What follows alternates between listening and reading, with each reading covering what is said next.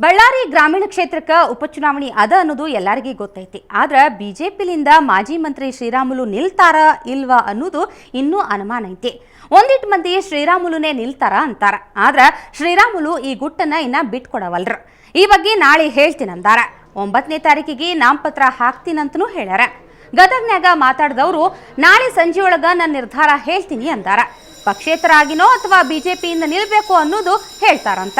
ಅಭಿಮಾನಿಗಳು ಪಕ್ಷದ ದೊಡ್ಡೋರ್ ಜೋಡಿ ಮಾತಾಡಿನಿ. ಪಕ್ಷದ ಲೀಡರ್ಗಳಾದ ಜಗದೀಶ್ ಶೆಟ್ಟರ್ ಮತ್ತು ಪ್ರಹ್ಲಾದ್ ಜೋಶಿ ಅವರು ಬಿಜೆಪಿಯಿಂದಾನೇ ನಿಲ್ರಿ ಅಂತ ಒತ್ತಾಯ ಮಾಡ್ಯಾರಂತ ಶ್ರೀರಾಮುಲು ಹೇಳ್ಯಾರ. ನಾಳೆ ದೋಸ್ತ್ ಜನಾರ್ದನ್ ರೆಡ್ಡಿ ಭೇಟಿ ಮಾಡಕ ಹೈದರಾಬಾದ್ನಾಗಿರೋ ಚಂಚಲ್ಗೂಡ ಜೈಲಿಗೆ ಹೋಗ್ತೀನಿ. ಅಲ್ಲಿಂದ ಬಂದ ಮ್ಯಾಲ ಪಕ್ಕಾ ನಿರ್ಧಾರ ಹೇಳ್ತೀನಂತ ಹೇಳ್ಯಾರ.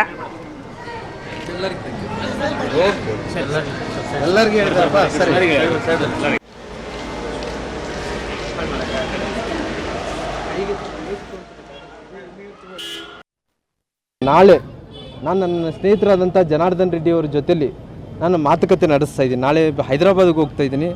ಅಲ್ಲಿ ಮಾತುಕತೆ ನಡೆಸಿದ ನಂತರ ಒಂದು ಅಂತಿಮವಾದಂಥ ತೀರ್ಮಾನ ನಾಳೆ ಸಾಯಂಕಾಲ 8ನೇ ತಾರೀಕು ಸಾಯಂಕಾಲ ಅಂತಿಮ ತೀರ್ಮಾನಕ್ಕೆ ನಾನು ಬರ್ತೀನಿ. 9ನೇ ತಾರೀಕಿಗೆ ನಾಮಪತ್ರವನ್ನು ನಾನು ಸಲ್ಲಿಸ್ತೀನಿ. ಅದೆಲ್ಲ ನಾನು ಇವತ್ತು ಏನೇ ಇದ್ದರೂ ಕೂಡ ಆ ಪಂಚಾಕ್ಷರಿ ಗವಾಯಿಗಳಿಗೆ ಮತ್ತು ಪುಟ್ಟರಾಜ್ ಗವಾಯಿಗಳಿಗೆ ಮತ್ತು ತೋಟದ ಸಿದ್ಧಲಿಂಗೇಶ್ವರ ಮಹಾಸ್ವಾಮಿ ಅವರಿಗೆ ಅದೆಲ್ಲರಿಗೆ ಅವರು ಕನ್ನಡ ಮಂದಿ ಬಗ್ಗೆ ಸಿಎಂ ಸಾಹೇಬ್ರು ತಲೆ ಕೆಡ್ಸ್ಕೊಳಕತ್ತಿಲ್ಲ ಅಂತ ಕನ್ನಡ ಪರ ಸಂಘಟನೆಗಳು ಹೇಳ್ಯಾವ. ಇವತ್ತ ಬೆಳಗಾವ್ಯಾಗ ಪ್ರತಿಭಟನೆ ಮಾಡ್ಯಾವ. ಊರಾಗ ಮೆರವಣಿಗೆನೂ ನಡೆಸ್ಯಾವ. ಅಷ್ಟ ಅಲ್ದ ಸದಾನಂದಗೌಡ ಫೋಟೋ ಇದ್ದ ಇಂಗ್ಲಿಷ್ ನಾಮಫಲಕಕ್ಕ ಕಲ್ಲ ಚಪ್ಪಲಿ ತಗೊಂಡು ಹೊಡೆದಾರ. ಅಲ್ಲಿಗೆ ಬಂದು ಪೊಲೀಸರು ಪರಿಸ್ಥಿತಿನ ಒಂದು ಹಂತಕ್ಕೆ ತಂದ್ರ.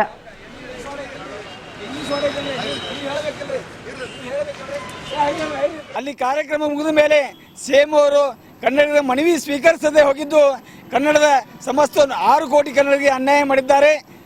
ಆದರೆ ತರಾತುರಿಯಲ್ಲಿ ನಾವು ಅಲ್ಲಿ ಹೋರಾಟ ಮಾಡಬೇಕಾಯ್ತು.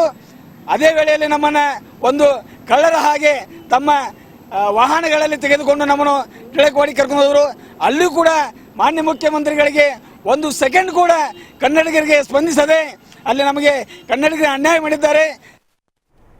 ಇವತ್ತು ರಾಜ್ಯದಾಗ ಬಕ್ರೀದ್ ಹಬ್ಬ ಜೋರಾಗಿತ್ತು. ಎಲ್ಲಾ ಕಡೆನೂ ಚಂದ ಹಬ್ಬ ಮಾಡಿದ್ರ. ಹೊಸ ಬಟ್ಟೆ ಉಟ್ಕೊಂಡು ಈದ್ಗಾ ಮೈದಾನದಾಗ ಪ್ರಾರ್ಥನಾ ಮಾಡಿದ್ರ. ಆಮೇಲೆ ಒಬ್ರಿಗೊಬ್ರು ಶುಭಾಶಯ ಹೇಳ್ಕೊಂಡ್ರು. ಅಲ್ಲ ನೀನೇ ಎಲ್ಲ ನಿನ್ನನ್ನು ಬಿಟ್ಟರೆ ಗತಿ ಯಾರಿಲ್ಲ, ನಿನ್ನದು ಜಗವೆಲ್ಲ. ನಿನ್ನನ್ನು ಬಿಟ್ಟರೆ ಗತಿ ಯಾರಿಲ್ಲ, ನಿನ್ನದು ಜಗವೆಲ್ಲ. ಲಾ ಇಲಾಹ ಇಲ್ಲಲ್ಲ ಮುಹಮ್ಮದುರ್ ರಸೂಲುಲ್ಲಾ ಹಯ್ಯಾ ಸಲಾತ್ ಹಯ್ಯಾ ಅಲಲ್ ಫಲಾ. ಇವತ್ತು ರಾಜ್ಯದಾಗ ಬಕ್ರೀದ್ ಹಬ್ಬ ಜೋರಾಗಿತ್ತು.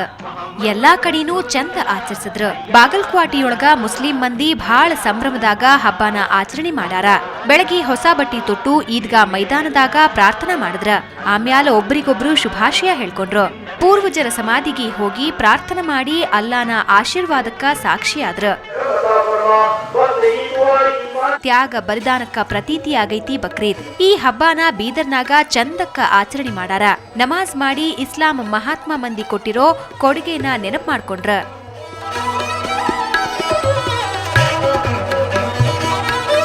ಇನ್ನು ಬಳ್ಳಾರಿಯಾಗ ಬಕ್ರೀದ್ ಜೋರಾಗೇ ಇತ್ತು.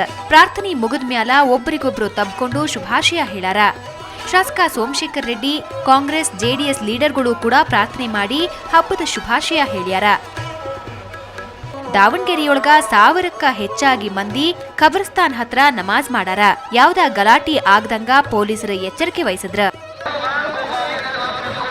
ಕೊಪ್ಪಳದಾಗ ಎಂಎಲ್ಎ ಸಂಗಣ್ಣ ಕರಡಿ ಈದ್ಗಾ ಮೈದಾನಕ್ಕೆ ಹೋಗಿದ್ರ. ಅಲ್ಲಿ ಮುಸ್ಲಿಂ ಬಾಂಧವರಿಗೆ ಶುಭಾಶಯ ಹೇಳಾರ.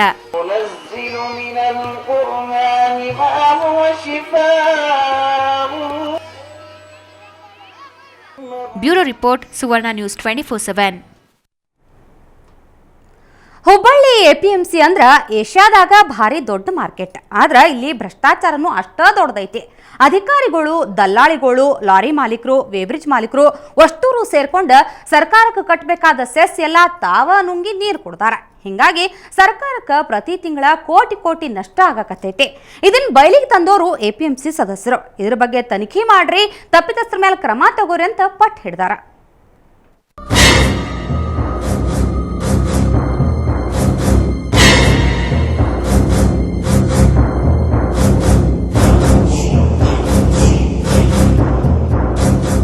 ಇದು ಹುಬ್ಬಳ್ಳಿಯಾಗಿರೋ ಎಪಿಎಂಸಿ. ಇಲ್ಲೇ ರೈತರು ತಂದ ಕೃಷಿ ಉತ್ಪನ್ನ ಖರೀದಿ ಮಾಡಿ ಬೇರೆ ಕಡೆ ಸರಬರಾಜು ಮಾಡುವಾಗ ಸೆಸ್ ಪಾವತಿ ಮಾಡೋ ವಿಚಾರದಾಗ ಭಾರಿ ಗೋಲ್ಮಾಲ್ ನಡೆದೈತಿ. ಕೃಷಿ ಉತ್ಪನ್ನ ಸರಬರಾಜು ಮಾಡಬೇಕಾದ್ರೆ 1 ಲಕ್ಷ ಮೊತ್ತದ ಉತ್ಪನ್ನಕ್ಕೆ 1% ಸೆಸ್ ಪಾವತಿ ಮಾಡಬೇಕು. ಆದ್ರೆ 1% ಸೆಸ್ ಉಳ್ಸಾಕ ದಲ್ಲಾಳಿಗಳು 10 ರಿಂದ 15 ಟನ್ನಷ್ಟು ಕೃಷಿ ಉತ್ಪನ್ನ ಲಾರಿಗೆ ತುಂಬಿ ಬರೀ 30 ರಿಂದ 40 ಕ್ವಿಂಟಲ್ನಷ್ಟು ಬಿಲ್ ನೀಡ್ತಾರ. ಲಾರಿಗಳು ವೇ ಬ್ರಿಡ್ಜಿಗೆ ಬಂದಾಗ ಅಲ್ಲೂ ಕೂಡ ದಲ್ಲಾಳಿ ನೀಡಿದ್ದ ಬಿಲ್ಲನ್ನ ತೋರಿಸಿ ಲಾರಿ ಮಾಲೀಕರು ಲಕ್ಷಾಂತರ ಮೊತ್ತದ ಉತ್ಪನ್ನಕ್ಕೆ ತೆರಿಗೆ ವಂಚನೆ ಮಾಡಕತ್ತಾರ.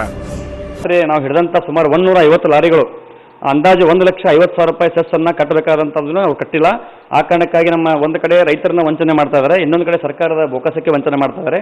ಆದ ಕಾರಣ ತಕ್ಷಣ ಜಿಲ್ಲಾಧಿಕಾರಿಗಳು ಏನು ನಮ್ಮ APMC ಕೆಲವೊಂದು ಅಧಿಕಾರಿಗಳು ದಲಾಳಿಗಳು ಹಾಗೂ ಮಧ್ಯವರ್ತಿಗಳ ಹಾವಳಿಯಿಂದ ಇಲ್ಲಿ ಏನು ರೈತರಿಗೆ ವಂಚನೆ ಆಗ್ತಾ ಇದೆ ಹಾಗೂ ಸೆಸ್ ಅನ್ನ ಕಟ್ತಾ ಇಲ್ಲ, ಅದನ್ನು ಸಂಪೂರ್ಣವಾಗಿ ತನಿಖೆಗೊಳಿಸಿ ಕೃಷಿ ಉತ್ಪನ್ನ ಮಾರುಕಟ್ಟೆ ನಿಯಮಾವಳಿ ಪ್ರಕಾರ ದಲ್ಲಾಳಿ ನೀಡಿದ ಬಿಲ್ ಮೇಲೆ ತೆರಿಗೆ ಕಟ್ಟುವಂಗಿಲ್ಲ. ಬದಲಿಗೆ ಲಾರಿ ತೂಕದ ಬಿಲ್ ನೀಡಿದ್ದ ವೇ ಬ್ರಿಡ್ಜ್ ಬಿಲ್ ಮೇಲೆ ಸೆಸ್ ಪಾವತಿ ಮಾಡಬೇಕು.